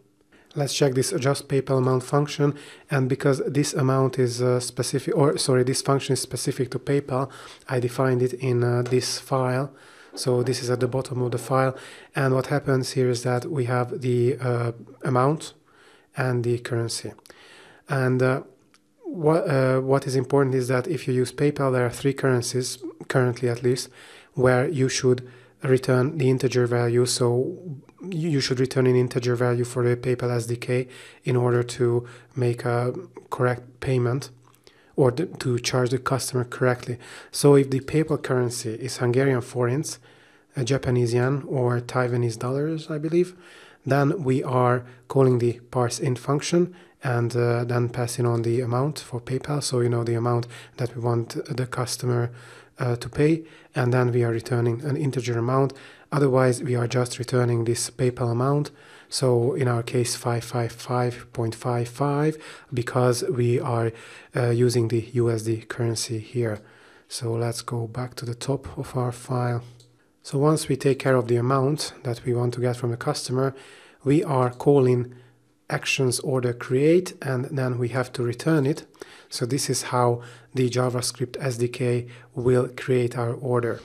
And first, we have to declare or define the purchase units, so to say. And we have this purchase units key. Inside it, we have the amount key. And inside the amount key, we have the currency code key. Now, to the currency code key, we have to pass on the chosen currency variable. So this is the currency in which we want the customer to pay.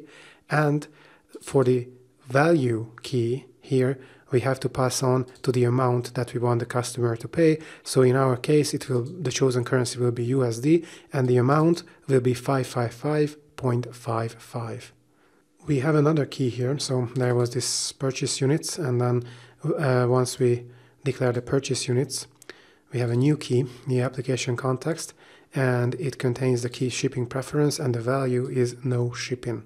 I mentioned it earlier when we checked the PayPal demo application that shipping, there is a checkbox for shipping, for the shipping address, and we don't need that. So let's go back to the PayPal demo application. And if you click on the debit credit card, it needs a moment to load. And as you can see, there is this checkbox ship to billing address, but because we are selling online courses in this demo application, we don't need this checkbox at all. And actually, you might not need it at all, even if you are selling physical products. So the way to get rid of this ship to billing address checkbox is, is defining this, declaring this application context, and then declaring the shipping preference key, and then the value should be no shipping. Obviously, this also comes from the PayPal documentation.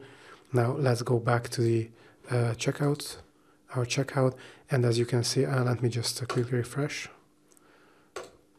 And as you will see in a few moments, we don't have this ship to billing address checkbox. Yeah, so this is how you can get rid of that. But now let's get back to our code. So in this create order event, what happens in very simplistic terms, we sort of tell PayPal in what currency we want the customer to pay and how much we want the customer to pay. And then the customer has to provide the details, the credit card details, or the PayPal details, so the customer can be charged if everything is fine. And if everything is fine, then after create order, we will arrive into the OnApprove event. However, let's go to the checkout, and I will show you when the order is actually created. And I will use the PayPal button because it is more obvious by using that button. Okay, so let me just quickly refresh. All right, fill in dummy info, accept the terms checkbox. And now I'm clicking on the PayPal button. And first I should log in. Okay, this is not the account that I want to use. So this is the sandbox account that I want to use, and I will click on login. And now our order is being created. And as you can see, we have 555.55 American dollars. So this is what we want to charge the customer. So when you see this, and then when PayPal shows this to us, then you know for sure that PayPal created this order with this currency and with this amount. And if I click on pay now, then this transaction would be approved, and then we would see what happens when we reach the OnApprove event. However, I'm going to cancel this now. I will tell you what happens when the payment is successful and we are here and when we reach the OnApprove event. This actually runs when the payment was successful.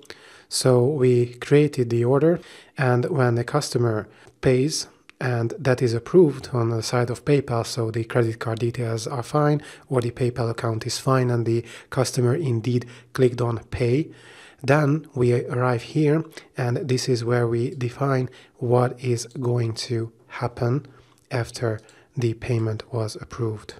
So we have, as usual, an anonymous function here.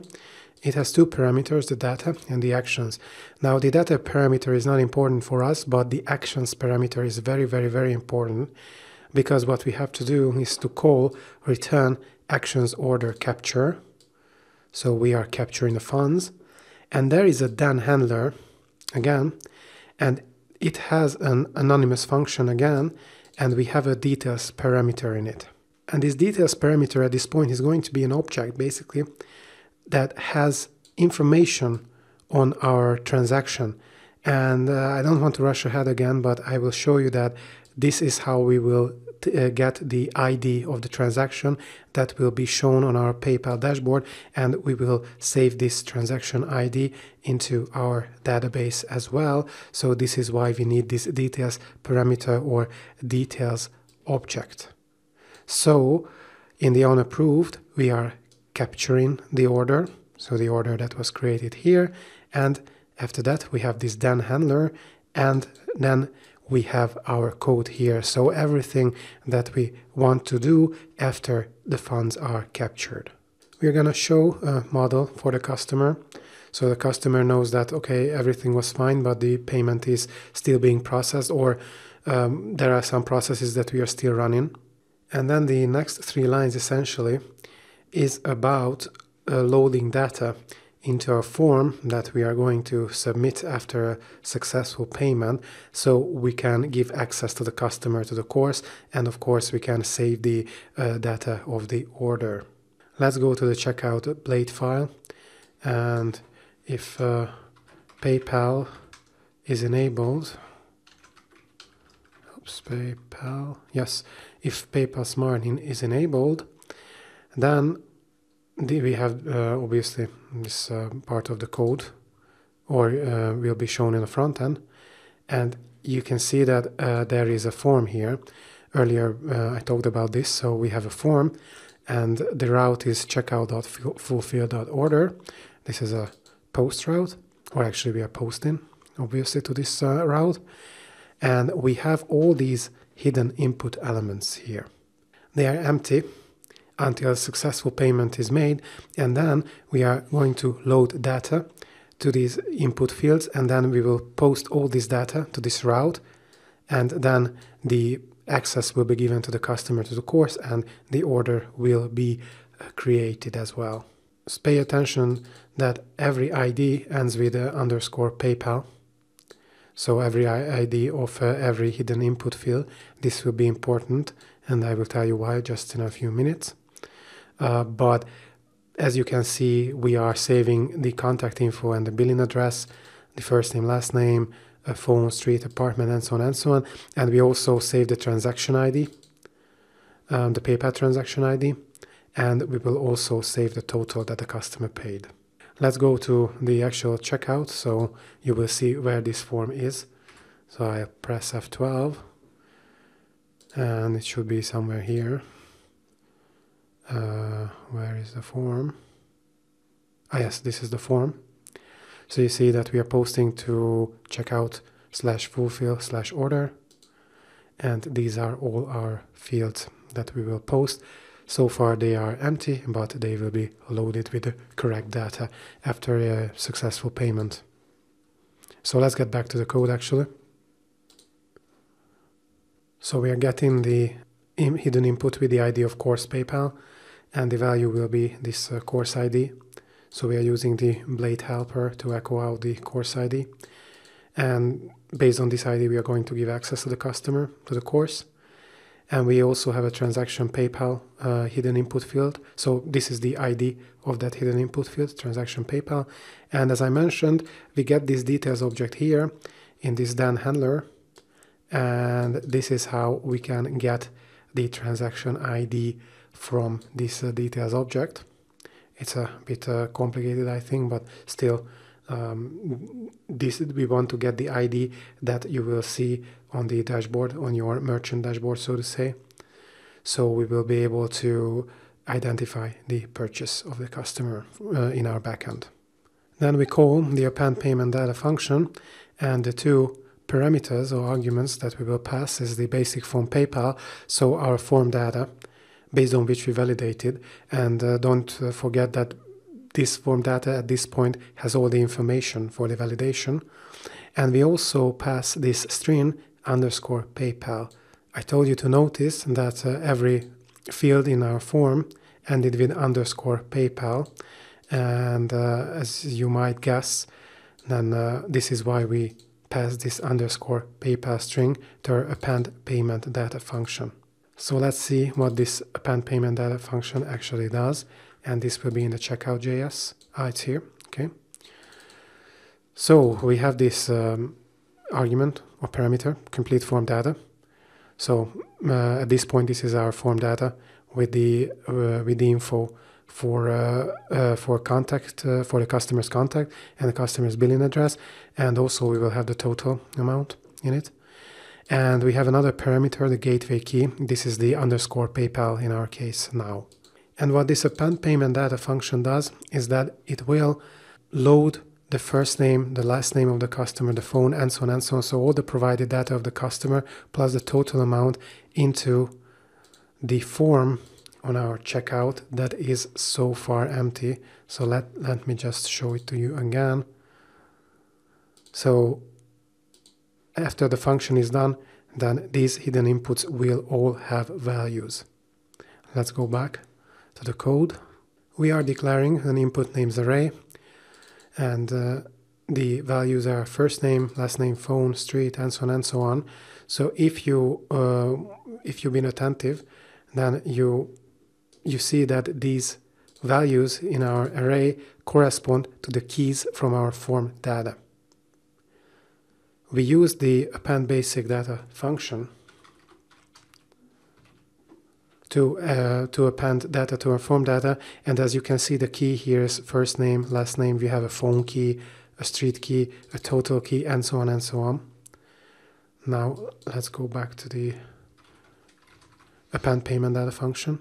So we have all these values in our input names array that correspond to the keys of this complete form data object that we passed on to this function. So what happens is that we are looping through these input names. So we're looping through these values, and at each iteration the value will be the item here. So this is like this temporary variable that will contain these values at each iteration. And the first iteration, for example, it will be first underscore name. So what we are doing is this is the ID selector.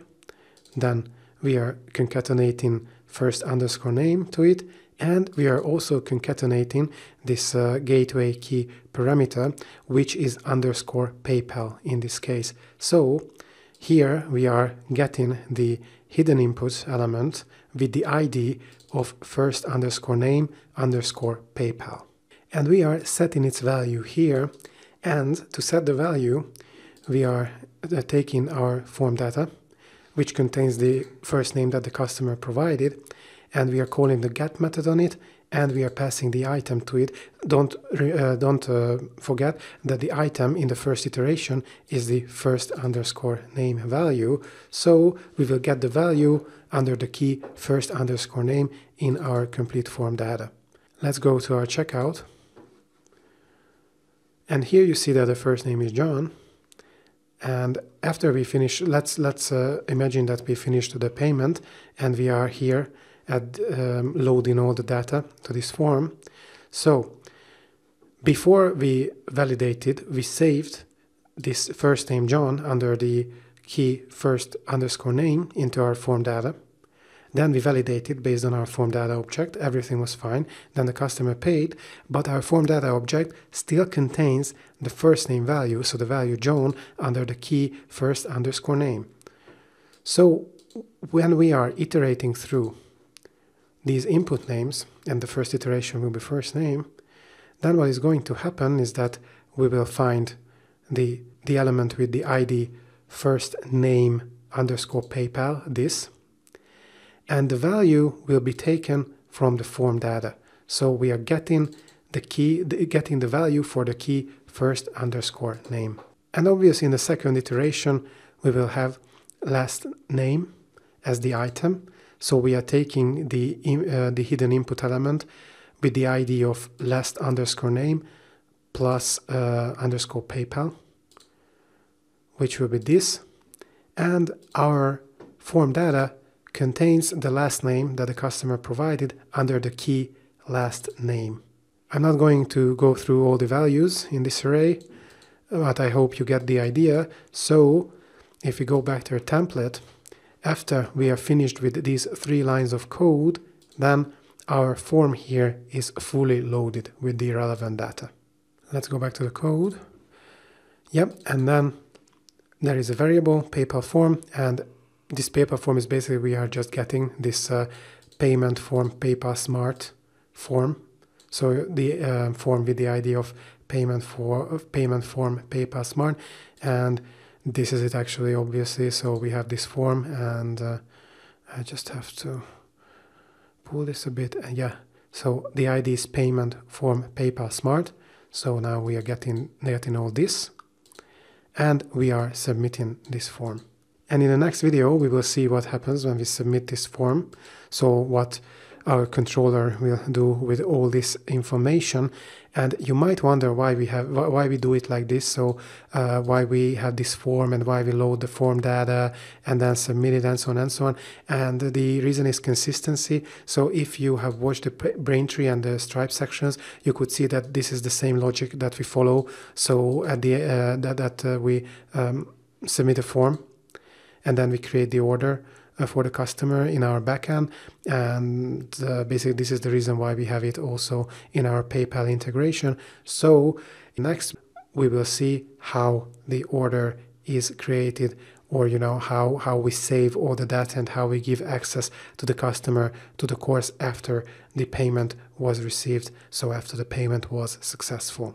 We discussed that this form will be loaded with data based on which we will create the order in our backend.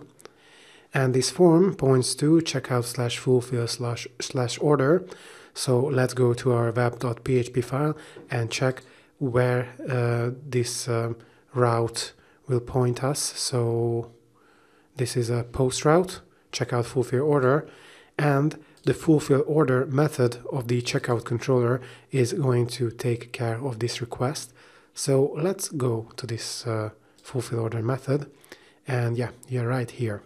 So first we are getting the authenticated user. Of course we need an authenticated user because we need to give the access to the authenticated user, and actually we should always have an authenticated user here because our checkout is our checkout also requires the user to be authenticated. We have this auth middleware here. So let's go back to the fulfill order. However, if for some reason there is no authenticated user, then we are redirecting back with the input. So with the input that the customer already provided here for the contact info and for the billing address. And we will define this failure message session key. And the message will be payment received but logged in user not found. So in case this happens, the user makes the payment, but we cannot associate the user with the course because we don't know who is the authenticated user. And in this case, we will inform the user that we are redirecting back the user to the checkout. And we are informing the user that, okay, we received your payment, but actually, you are not logged in, so we don't know what to do. However, this is like really a safety measure because this really should never happen. However, the user will be able to follow up with us, and we can provide the access to the user later. Now, one word about this failure message. So this is going to be sort of a session variable or session key. And we have a checkout blade file. So this is our view, and let's search for this failure message. Yes. So if this session variable, the failure message session variable is set, then we are showing a div. So the ID is payment error alert. So you have an idea that this div is only shown if there was something wrong, and we have to show some kind of failure message to a user. And of course, we are just going to echo out the failure message session variable here. So this is sort of the key failure message, as you could see in the controller, and this is what we are going to echo out here. Let's move on. So we have to get the course to which we will give access to the customer, and we are getting this from the request. So there is this course item in the request object. And let me just go back to the checkout and press F12, and let's go back to the form. So I will pull it a bit. And we have our form here. So we have a hidden input with the name course, yes, here. And this will contain the course ID to which the customer will get access to. So we are querying this course. And if we were not able to query the course from a database based on the ID, then the problem is that we will not be able to give access to this course because this course doesn't exist in our database. So again, we redirect back the customer to the checkout with the already provided input for contact info and billing address and so on and so on. And then we will redirect back with a failure message, so with this session variable set, and this will be the message that the customer will actually see. So payment received by the course has not been found. So this should never happen either. However, in this very, very unlikely event that this happens, we want to give some feedback to the customer so the customer can follow up with us. We are saving the transaction ID from the request. Remember that we had this details.purchase units 0 and so on and so on. So this will be the transaction ID that we will save to our database. So yeah, this is the transaction ID. And then we will instantiate an empty array called order data, and we will call the get order data method of the order data helper class, and we will pass this empty array to it. Also the request object, the user, the title of the course that was purchased, and the transaction ID. So let's just check what this get order data method does for us. So let's search for this order data helper. And yeah, we are in the get order data method. This data array variable that we passed by reference is our empty order data array. And what we do in this function, we are going to make an associative array from this data array or from this order data array. And we will save all the data to it that we want to save into our database. So these are the key under which we will save the values, and these keys actually correspond to the columns of our orders table in our database. Let's check it. So I have my database already open, and you see we have columns like user underscore ID, customer underscore name, user underscore email, price, and so on and so on. And if you go back to the get order data method, then you see that these keys correspond to the columns of our database. And what we do is that we save under these keys into this array the values that we want later to save into our database. So the user ID will be the ID of the authenticated user. So we are passing the authenticated user by reference into this function. And we are also passing the request object into this function. And as you can see, the customer name comes from the request object. So the first name concatenated with the last name, and there's a space in between. Then we have the user email, then the price, the purchased course ID, transaction ID, and so on and so on. So because we passed this array by reference, when this method runs, then our order data array is not empty anymore, but it has all the keys and values that we saved into it in the get order data method. Now we are instantiating a new order, and we have this variable order, and basically this means that we will insert a row into our orders table. And what we are going to do is we are going to loop through the order data array, and we are going to loop through the keys and the values. So the keys as the key variable and the values as the order value variable. However, you can see that we are actually not using the order value here, but the keys are what are important for us in this loop. So what we are doing here, we will get the column of our order object, so this order object here, and then we will get the corresponding value by key from the order data array. Let's go through 2 iterations, and then I think it will be obvious what is happening here. So the first iteration, for the first iteration, the key will be user ID, and we saved the ID of the authenticated user under this key into our order data array. So we have the order object, and then we have the user underscore ID as the key. So it means that we will insert a new row, and for the user underscore ID column, so for the user underscore ID column, we want to save the value that is in the order data array under the user underscore ID key. Now, during the second iteration, the key will be customer name. Let's go back. So we have our row, new row that we will insert, and the customer underscore name column here should get the value that is saved into our order data array under the key customer underscore name. So this represents the column name, and this represents the key in our order data array, associative array, and because they correspond, we can just have this very, very nice and simple loop to fill our order table, or fill our new row in the order table, and then orders table, sorry, and then we can just save our new row, and then we will have all the information about the order here. Now you might say that it's totally unnecessary to loop through this order data array and actually to instantiate this order data array and then to load it with data.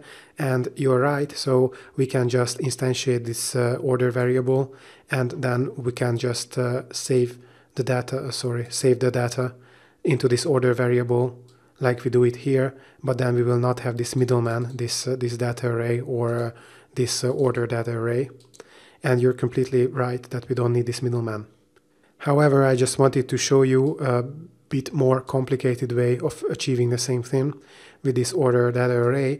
And in our demo application, we are using the same method for the 3 payment gateways, but you know, it might happen that you have a bit different data for different payment gateways, or you know, you want to save more data when the customer pays with PayPal. Everything can happen, and of course you can do it without this order data array and without loading the data into this order data array. However, you can use a solution like mine with the order data array, and then you can just simply loop through the order data array to save the data that you want to save into the database. However, you can, of course, just you can just have different scenarios for saving different data into the database. It's really up to you. I just wanted to show you an alternative method for saving data into the database. I know it's a bit more complicated, but I think it's beneficial to you know, understand it and maybe, you know, think about it and use it when appropriate. So at this point, we saved all the information about the order, and 2 things are left. So one thing is that we have to give access to the customer to the course. So we have a user courses table, and this is a table where we save the associations between the users and the courses to which they have access. So we will try to get this row where the user ID is the ID of the authenticated user, and where the course ID is the ID of the course that the customer or the user has just bought. And you know, normally we should not have a row where we associate the user with the course that they have just bought, because actually they should not be able to buy the same course multiple times. However, in our demo application, an admin can buy the course as many times as they want. So this is why I put this here. So first we check if this association is already created between the user and the course.